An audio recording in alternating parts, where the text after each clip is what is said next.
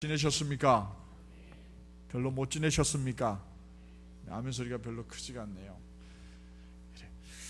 여자분들은 명절 증후군이라는 게 있는데, 우리 동안선교회 성도 여러분들 얼굴 보니까 우리 동안교회는 그런 일이 없은 줄로 믿습니다. 아멘 안 하신 분들은 나는 있는데요 그러고 계신 거죠. 근데 명절이 되면 여자만 힘든 게 아닙니다. 남자들 무지무지 힘듭니다. 제일 힘든 거는 눈치 봐야 되잖아요, 그죠? 얼마나 눈치 봐야 합니까? 그리고 또 차 몰고 큰 먼 데 갔다 오는데 얼마나 차가 많이 밀립니까? 근데 눈도 못 붙이고 가족 싣고 또 자동차 핸들 붙들고 갔다 왔다 해야 되지요. 조카들 또 용돈 줘야 되지요.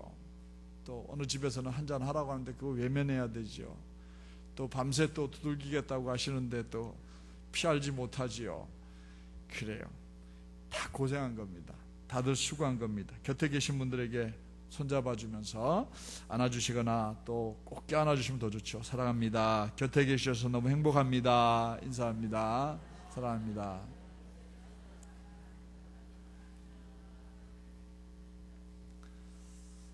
지난주 금요일 밤 이 기도의 시간에 제가 여러분들과 함께 나눈 말씀 여러분들 생각나실지 모르겠습니다. 그 설교는 제가 9월 26일 날 수요일 날 새벽 기도 시간에 본문 내용을 묵상하고 제 혼자 책상에 앉아서 이렇게 노트북에 기록해 내온 것을 설교로 만들었습니다. 그래서 지난주에 반토막 설교하고 오늘도 이어서 나머지 부분을 전하려고 합니다. 그러면 지난주에 무슨 설교를 했는지 여러분들 기억하셔야 되겠지요. 지난주에 금요 밤기도 때 우리가 함께 나누었던 말씀은 이런 내용이었습니다. 예수님께서 골고다 언덕 십자가 위에 못 박혀 돌아가실 때 그 십자가 아래 그리고 십자가 옆에 사람들이 있었습니다. 그들은 자기가 하는 일이 무엇인지 전혀 모르고 있는 사람들이었습니다.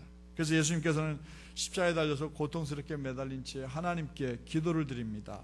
아버지, 저들을 용서하소서. 자기들이 하고 있는 일이 무슨 일인지 저들이 잘 알지 못하나이다. 이렇게 기도를 드립니다. 그리고 옆에 십자가에 매달려 죽어가고 있던 한 행악자에게 네가 오늘 나와 함께 낙원에 가 있으리라 하면서 여러 사람들 가운데 딱 한 명에게만 그가 낙원에 가 있으리라는 약속을 해주심으로 그를 거기서 구원시켜 주십니다. 그렇다면 예수님께서 하나님께 용서해달라고 빌었던 사람들, 즉 자기들이 하는 일이 무엇인지 모르고 있는 그 사람들은 과연 누구일까요? 그리고 낙원에 가 있으라는 사람은 어떤 사람일까요? 지난주에 예수님께서 자기들이 하는 일이 무엇인지 잘 모르고 있어서 용서해달라고 한 사람 가운데 세 사람 부류겠죠. 그들을 언급했었습니다. 그리고 그들이 우리일지 모른다고 말씀을 드렸습니다.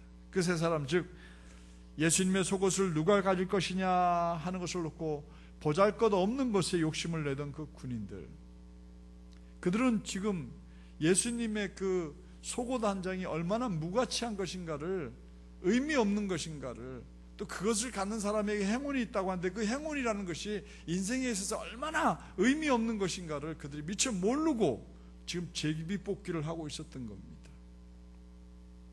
거기에 욕심내는 그 군인들은 우리의 삶 속에서 정말 보잘것없는 것, 그것 때문에 욕심부리는 우리의 모습과 똑같아요. 아무것도 아니거든요. 사실은 보면 아무것도 아닌데 그게 소유한다고 해서 우리가 무슨 재산이 많이 늘어나거나 우리가 뭐 대단해지는 것도 아닌데 아주 보잘것없는 그거 하나를 놓고 욕심을 내면서 서로 미워하고 갈등하고 원망하고 했던 그런 우리의 모습을 우리는 먼저 깨달아야 될 줄 믿습니다. 그리고 또 그 은혜를 덧입어 놓고도 예수님의 처형을 구경만 하고 있던 그 백성들이 우리의 모습이에요. 얼마나 귀한 은혜를 경험했습니까? 오래 살아가면서 예수님의 은혜를 얼마나 많이 경험했습니까? 그걸 지금 외면하고 있는 거예요. 모른 척하고 있는 거예요. 우리가 지금 불리해질까 봐, 우리가 로마 군인들 앞에서 말 들을까 봐, 사람들 앞에서 얘기 들을까 봐, 아무도 저분은 의인이에요, 저분은 십자가에 죽어야 될 이유가 없어요 라고 한마디 말 안 하고 다 입 다물고 있는 그 군중들이 바로 우리의 모습이라는 거예요. 그리고 예수님은 자신들이 기다린 영웅이 아니라며 메시아가 아니라며 예수님의 죽음을 비웃고 있는 유대 지도자들, 그들이 진짜 하나님의 아들, 진짜 메시아를 몰랐던 겁니다. 이 온 인류를 구원하기 위해서 하나님이 보내신 하나님의 아들 메시아라는 것을 그들은 몰랐어요. 지난주 수요일날 예배에 오신 분들은 보셨겠지만 지금도 그들은 예수를 메시아로 받아들이지 않고 있거든요. 그래서 그들이 바로 우리라는 것을 깨닫고 우리 지난주에 함께 회개의 기도를 드렸던 일들이 기억납니다. 오늘은 그들 가운데 나머지 두 사람과 구원받은 행악자 한 사람 얘기를 나누면서 은혜를 나누고자 합니다. 이 밤에 이 말씀이 제발 다른 사람을 떠올리는 말씀이 아니고 내 모습을 떠올리는 은혜의 밤이 되기를 주님의 이름으로 축원합니다. 예수님께서 하나님께 용서해 달라고 빌었던 사람들, 즉 자기들이 하는 일이 무엇인지 잘 모르고 하던 네 번째 사람들은 예수님을 희롱하는 군인들이었습니다. 그들은 예수님이 온 인류의 왕 되심을 모르고 조롱을 했던 겁니다. 그들은 그 예수가 만왕의 왕 되시는 예수님인 줄 모르고 그들은 조롱했습니다. 대제사장 가야바에게서 넘겨진 예수님의 옷을 벗깁니다. 그리고 홍포를 입힙니다. 가시나무로 관을 만들어서 그 머리에 푹 찔러서 씌웁니다. 갈대로 호를 만들어 손에 들게 만들었습니다. 그들이 예수님을 유대인의 왕으로 자기들이 만든 거예요. 하나님이 온 인류의 왕으로 보내셨는데 그들이 자기들의 손으로 유대인의 왕을 만들어버린 겁니다. 그리고 그 앞에 무릎을 꿇고 놀리고 희롱하면서 유대인의 왕이여 평안할지어다, 유대인의 왕이여 만세, 이렇게 조롱을 냈습니다. 그뿐만 아니에요. 그 얼굴에 침을 뱉었어요. 갈대를 빼앗아서, 예수님 손에 들고 있던 갈대를 빼앗아서 예수님 머리를 톡톡톡 칩니다. 마태복음 27장 28절부터 30절까지 말씀을 세 번 생각을 한번 읽어볼까요? 다 같이 읽어보도록 하겠습니다. 그리고 예수의 옷을 벗기고 주홍색 걸침옷을 걸치게 한 다음에 가시로 면류관을 엮어 그의 머리에 씌우고 그의 오른손에 갈대를 들게 하였다. 그리고 그분 앞에 무릎을 꿇고 유대인의 왕 만세 하고 말하면서 그를 희롱하였다. 또 그들은 그에게 침을 뱉고 갈대를 빼앗아서 머리를 쳤다. 로마 군인들은 힘없고 무기력한 나약한 예수님을 자기네들끼리 유대인의 왕으로 만들어 놓고는 우습게 여기고 놀리고 있는 겁니다. 그들이 예수님께 드린 주홍색 걸침옷, 그리고 가시로 엮은 면류관, 오른손에 들게 한 갈대, 그리고 유대인 왕 만세하고 무릎을 꿇은 모든 것들은 왕의 상징물들입니다. 예수님을 우스꽝스럽게 만든 거예요. 로마 시대 어느 왕이 가시로 면류관을 썼습니까? 유대 시대 어느 왕이 갈대를 들고 군인들을 지휘했겠습니까? 결국 이런 짓을 한 로마 군인들은 예수님께 너까지 것이 무슨 왕이냐 하고 조롱하고 장난친 거예요. 그들은 예수님을 놀리려고 황금의 관이 아니라 가시 면류관을 머리에 씌웠던 겁니다.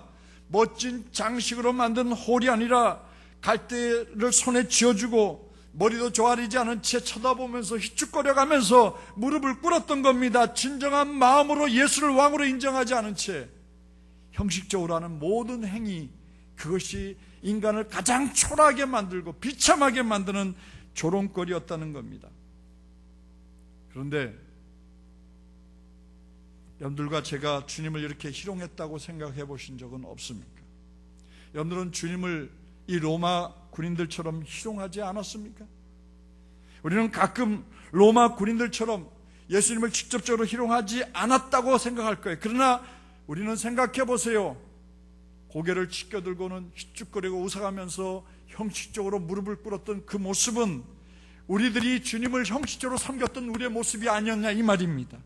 마음을 다해 주님을 섬겼습니까? 기도할 때마다 여러분들은 마음을 다하여 토해냈습니까? 하나님 말씀을 듣고 깨달을 때마다 여러분들은 마음을 다하여 그대로 실천했습니까? 성경책 끼고 교회 나오는 것, 그런 형식적이고 위선적인 모습으로 잘 섬긴 척했던 죄인이었음을 우리가 고백하지 않을 수 없습니다. 제가 목회를 하면서도 저를 돌아보았어요. 제 목회를 돌아보니까 마음을 다하지 못한 채 다른 데 정신을 팔려가지고 노는 일에 또 모임에 쫓아다녔던 제가 있었습니다. 생명 걸고 복음 전하는 일보다는, 말씀 준비하는 일보다는 가까운 친구 목사님께 모여서 노는 일에 더 집중했던 제 모습도 있었습니다. 저라고 거룩하지 않았어요. 저가 완전하지 못했어요. 우리는 예수님을 섬긴다고 하면서도 마음을 다하여 섬기지 못했던 것, 우리 고백해야 합니다. 그래서 십자가 아래서 희롱하던 군인들처럼 저도, 여러분들도 예수님을 희롱한 겁니다. 이런 우리들을 위하여 예수님께서는 하나님 아버지께 우리가 예수님을 그렇게 희롱하고 있는 것조차 잘 모르고 있다는 우리의 죄를 아버지 용서해 달라고, 저들이 지금 잘 모르고 있습니다 라고 이렇게 기도한 것입니다. 이 밤에 우리의 모습을 주님 앞에 정직하게 드러내놓고 로마 군인들처럼 주님을 형식적으로 우스꽝스럽게 그리고 온전한 모습으로 섬기지 못했던 우리들을 회개하고 주님 앞에 모든 죄를 고백하는 이 저녁이 되기를 주의 이름으로 당부드립니다.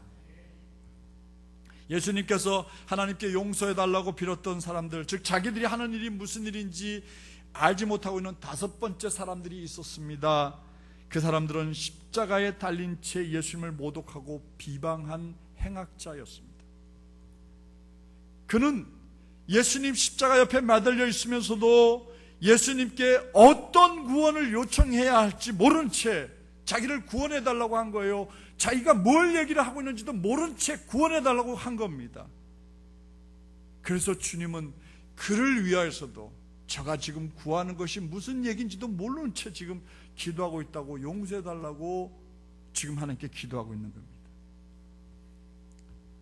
예수님 옆에 매달린 이 사람은 절대로 정의를 위해서 십자가를 진 게 아닙니다. 그가 유대 민족을 위하여서 위대한 일을 하고 자랑스럽게 십자가에 매달려 처형당하고 있는 사람이 아니었다는 거예요. 그는 십자가에 처형하지 않고서는 안 될 몹쓸 짓을 한 아주 악한, 행악한 사람들이었습니다. 그렇다면 생각해 볼까요? 요즘 어떤 사람에게 사형을 언도할까요? 우리가 생각해 봅시다. 요즘 가장 극악하다고 하는 사람들이 어떤 사람들일까요? 부녀자를 성폭행하고 죽인 사람들, 혹은 어린아이를 유괴해서 성폭행해서 죽인 사람, 계획적으로 사람을 죽인 사람, 이런 사람을 우리는 사형에 처하게 될 겁니다. 적어도 그들은 과실치사, 즉 실수로 사람을 죽인 사람은 아닐 겁니다. 다분히 고의적인 살인자였기에 그를 십자가에 처형시켰을 것입니다. 그런 그가 십자가 위에서 자기 옆에 있는 예수님이 누구인지도 모른 채 이렇게 외쳤어요. 뭐라고 말했습니까? 누가복음 23장 39절 말씀을 세번역 성경 읽어보도록 하겠습니다. 다시 읽어봅니다. 예수와 함께 달려있는 죄수 가운데 하나도 그를 모독하며 말하였다. 네가 그리스도냐? 너는 그리스도가 아니냐?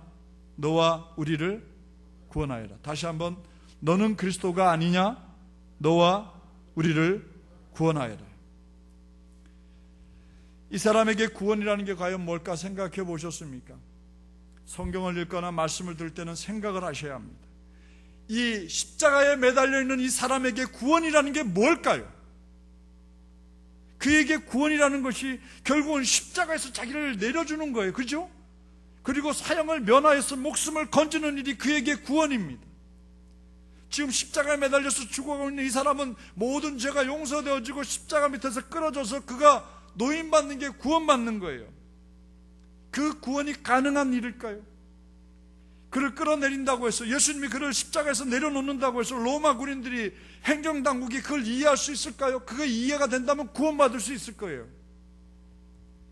그것은 진정한 구원이 아닙니다. 그를 십자가에서 내려놓는다 하더라도 근본적인 죄값이 치러지지 않으면 그는 어차피 자기의 죄값 때문에 다시 죽을 수밖에 없는 그런 죄인입니다. 그러면 자신을 살려서 먼 외국으로 도표시켜주는 것이 그에게 구원일 텐데, 그걸 해달라고 지금 행악자가 지금 나를 좀 여기서 내려가지고 멀리 외국으로 좀 나를 피신시켜달라고 지금 구원해달라고 말하는 건 분명히 아닐 거 아니겠어요? 결국 하늘의 천사라도 불려서 로마 군인들을 다 쳐부수고 자신을 십자가에서 끌어내려 주시면 자신을 영으로 만들어 달라는 얘기 아니겠습니까? 그렇게라도 하면 자기가 이 땅에서 구원받는다, 이 얘기 아닙니까? 참 막연하고 답답한 말 아니에요. 구원해 달라니. 뭘 구원하고 어디서 어떻게 구원해 달라는 겁니까? 결국 그는 예수님께 자기를 구원해 달라는 말의 의미조차도 잘 모른 채 그냥 좀 나 여기서 내려다 놔줘요, 내 생명 좀 연장시켜줘요, 이 얘기를 지금 어설프게 하고 있는 겁니다. 그러면서 네가 그리스도가 아니냐고, 네가 능력자가 아니냐고, 너도 살고 좀 나도 살자고 이렇게 비방하고 모독하고 있는 겁니다. 그런데 정신 반짝 차리고 들으세요. 오늘 많은 사람들이, 아니 여러분들과 제가 바라는 구원도 어쩌면 이 사람처럼 정말 막연한 구원일 수 있다는 겁니다. 지금 여러분들이 하나님 앞에 구하고 있는 구원해달라고 하는, 나를 여기서 건져달라고 하는 이 건짐이 무엇에서 건짐을 말할까요? 여러분들 대부분 기도합니다. 가난해서 건져줘서 먹을 것이 넉넉하게 해달라는 것이 오늘 여러분들의 구원, 그거 구원입니까? 아니면 병 고침 받는 것이 여러분들에게 구원입니까? 이런 구원은 결국 예수님이 말하는 구원이 아니지 않습니까? 오늘 사람들이 말하는 구원은 경제적인 어려움에서, 관계의 어려움에서, 질병에서, 자신의 염려와 걱정에서부터 건진받는 게 결국 구원이라고 생각을 하고 하나님께 기도하고 있어요. 이런 구원받기 위해서 사람들은 늘 하나님 앞에 엎드려 간절히 기도합니다. 그런데 그런 것은 사실 구원의 문제가 아닙니다. 열심히 바르게 진실하게 성실하게 살면 병 걸릴 확률도 적고 경제적인 어려움에 빠질 확률도 적게 됩니다. 관계의 어려움도 빠지지 않게 됩니다. 결국 사람들이 생각하는 경제적으로 넉넉해지는 구원이라면 굳이 예수 없이도 구원이 가능하지 않겠냔 말이에요. 지도자 잘 만나면, 훌륭한 회사 사장님 만나면 그 문제 해결되어지는 거예요. 질병에서 치료받는 것이 구원이라면 이 시대의 구원자가 예수이어야 될 이유가 없어요. 명의를 만나면 됩니다. 수술 잘하는 의사를 만나면 됩니다.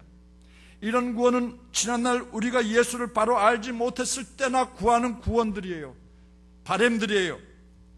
결국 그렇다면 오늘 우리가 외쳐야 될 구원은 뭡니까? 하나님, 나를 영원한 지옥에 처해질 나를, 영원한 형벌인 죽음에 던져질 나를 구원하여 주옵소서, 하나님 백성 삼아 주옵소서 하고 부르짖는 구원이 되어야 될 줄로 믿습니다. 그 일은 오직 누가 대신할 수 없어요. 하나님의 아들이시고 십자가에 달려 돌아가신 예수님만 하실 수 있는 일임을 믿으시기 바랍니다.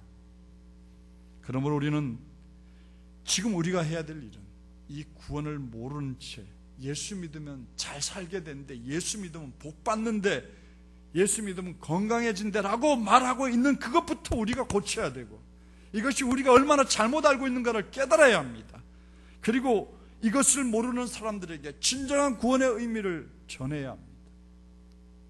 제발 이번에 전도할 때는 우리 교회 가면 행복해져 이렇게 말하지 마십시오. 우리 교회 목사님이 설교를 굉장히 잘해 이렇게 해서 교회 데리고 오지 마십시오. 당신이 예수 믿어야 영생을 얻어요. 당신이 지금 신앙생활을 바로 해야 영원한 생명을 누릴 수 있어요. 예수 바로 믿으셔야 해요. 듣든 안 듣든, 받아들이든 받아들이지 않든 지금 당신이 구원받는 길은 예수를 바로 믿는 길밖에 없어요 라고 담대하게 말할 수 있는 전도자들이 되시기 바랍니다. 그러기 위해서는 여러분들이 예수를 바로 알아야죠.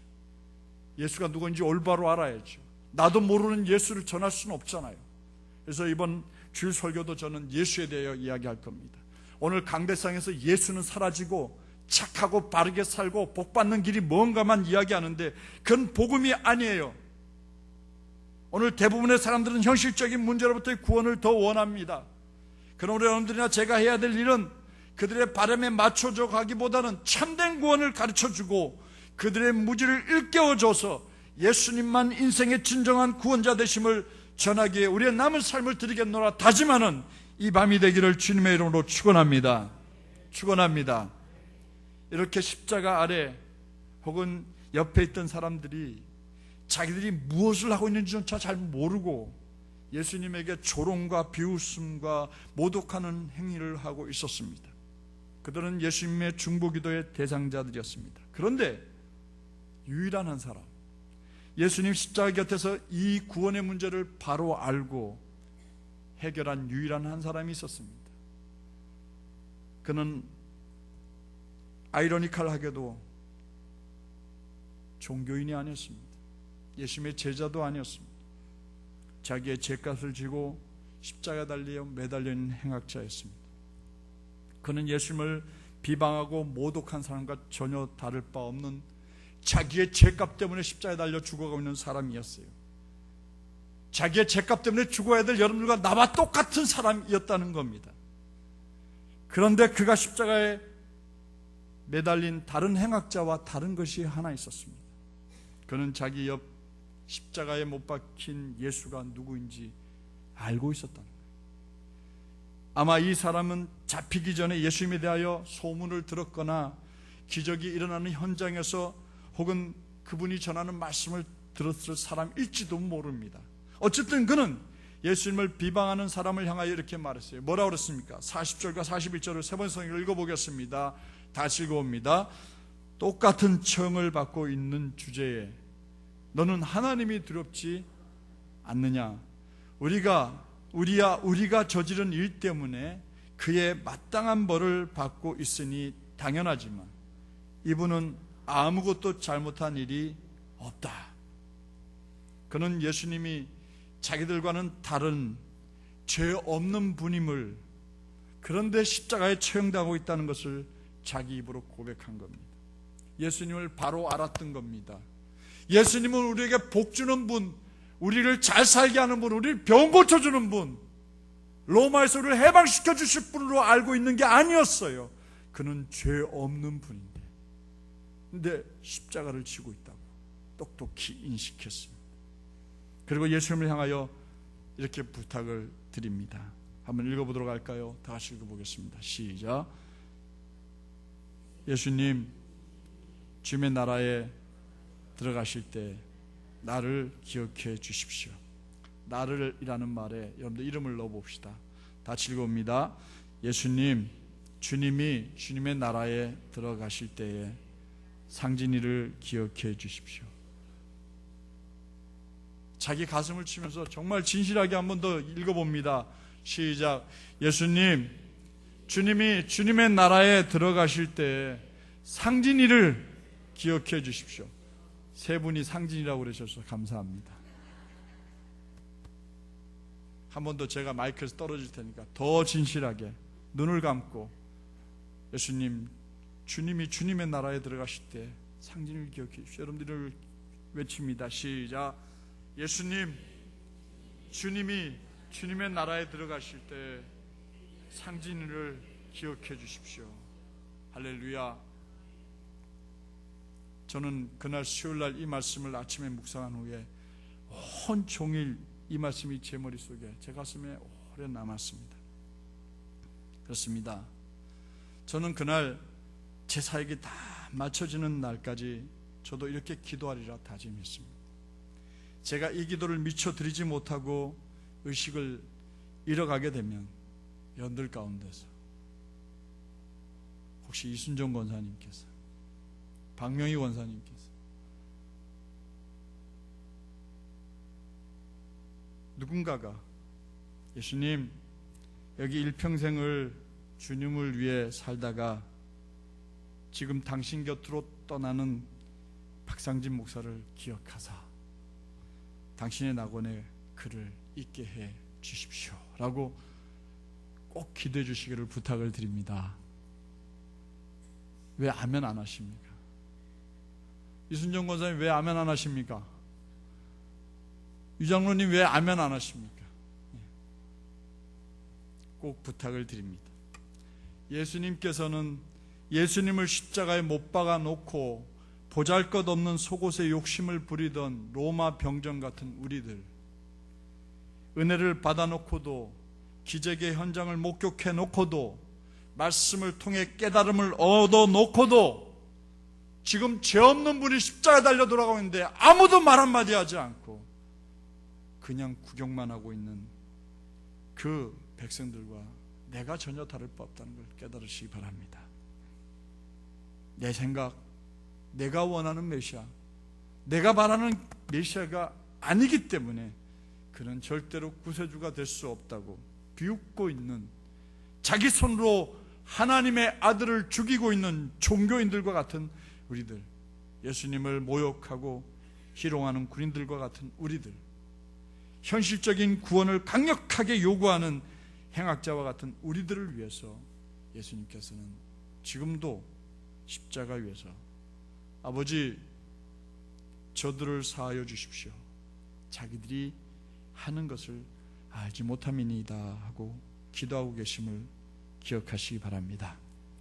이제라도 십자가에 달린 예수님은 죄 없는 분이심을 인정하고 그분 앞에 우리의 삶과 영혼을 맡기며, 예수님 당신의 나라가 임하실 때 나 박상진을 꼭 기억해 주십시오 하고 기도할 수 있는 성도 여러분들 되시기를 주님의 이름으로 당부드립니다. 기도하겠습니다. 찬송가 이 시간 143장을 함께 우리 부르고 우리 함께 통회하는 마음으로 하나님 앞에 기도를 드리겠습니다. 옆에 분 눈치 보지 마세요. 그리고 옆에 분이 어떻게 기도하든 상관하지 마세요. 그리고 예수님이 십자가 위에서 지금 하나님께 기도를 드리는데, 하나님, 저들이 무슨 일을 하고 있는지 지금 알지 못합니다, 용서해 주세요 하고 구하고 있는 그 밑에 바로 내가 있습니다. 여러분들과 내가 그 밑에 있는 겁니다. 내가 군인의 옷을 입고, 내가 백성의 옷을 입고, 또 내가 종교인의 옷을 입고, 제가 제일 두렵고 떨립니다만, 그리고 예수님 십자가 앞에서 내 죄를 내가 감당해야 될 그 죄값을 치르고 있으면서도 예수가 누구인지 모르는 그런 어리석은 우리들이 아닌가 돌아봐야 합니다. 예수 오래 믿었고 교회에 직분도 있고 열심히 섬겼다고 섬긴 우리들의 모습이 오히려 뭘 섬겼는지, 무엇을 위해서 그렇게 열심을 냈는지 그것조차 모른 채 우리가 지금 이 앞에 나와 있는지 모릅니다. 주님은 우리를 위해 지금도 기도하십니다. 우리 다른 건 몰라도 적어도 예수님은 나의 구세주입니다 라고 고백을 해야 합니다. 그리고 적어도 우리가 전도해야 될 그 사람들에게 전도한다는 것은 예수가 구주입니다, 그분 믿으면 구원 얻습니다 라고 말하는 겁니다. 이 시간 우리의 이런 모습들을 돌아보면서 웬 말인가 날 위하여 찬양 부르고 통성으로 우리 함께 기도하겠습니다. 웬 말인가 날 위하여 주 돌아가